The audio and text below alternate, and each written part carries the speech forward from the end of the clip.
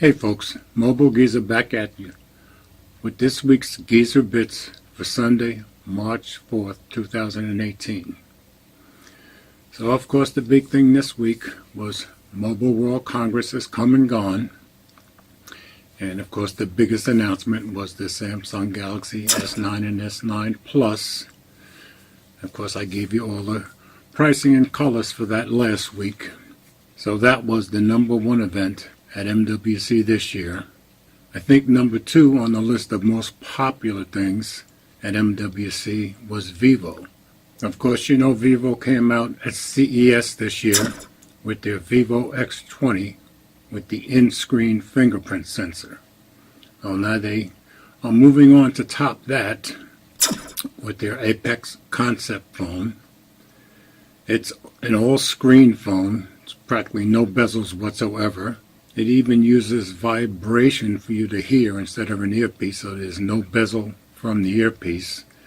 It has a proximity sensor under the glass, along with the fingerprint sensor, and it has a pop-up front-facing camera. People are very excited about some of the concepts in this phone, and Vivo did not say when it would be ready for the public. It just said it'll be ready sometime in the future. A lot of the techies got very excited about that phone. Next thing up from MWC seemed to be the Nokia lineup. They offered 5 new phones.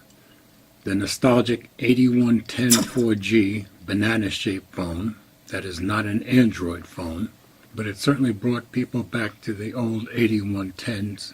So the techies, of course, were very into it. Then they announced the Nokia One, which is an Android Go phone, the Nokia 6 2018, their mid-ranger, or I should say their updated mid-ranger, and the Nokia 7 Plus, which is a higher mid-ranger, which a lot of people seem to like, and of course their top-of-the-line Nokia 8 Sirocco.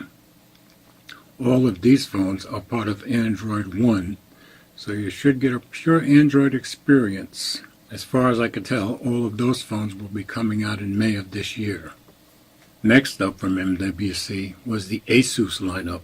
Asus announced the Zenfone 5Z, the Zenfone 5, the Zenfone 5Q, the Zenfone Max, and the Zenfone 5 Lite, all of which will come out later this year. Now moving on from MWC, HMD, Nokia's parent company, have partnered with Vodafone and some group called PTS Scientists to bring 4G LTE data to the moon by next year. Someone actually did an article that said if you live in rural Nevada, the moon will have 4G before you do.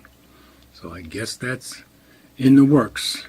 If I had to bet on who was going to get everything up there, I'd bet on SpaceX.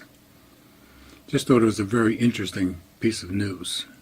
Next up, Huawei, and you probably know that the government has won against Americans using Huawei phones, and by the same token ZTE phones, but Richard Yu, Huawei's head of consumer business, says U.S. intelligence agencies are warning against them due to American rival companies playing politics.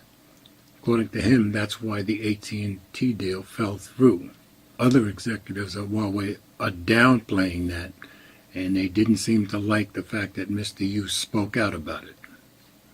So it's going to be interesting going forward. Of course, I think most of us who like Huawei or ZTE phones will just continue buying them. And finally, the last thing I have is Alexa.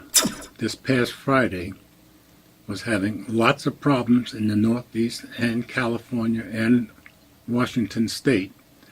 A lot of people were getting messages saying, Alexa not working, I'm not sure what went wrong, sorry something went wrong, or sorry your Echo Dot lost its connection.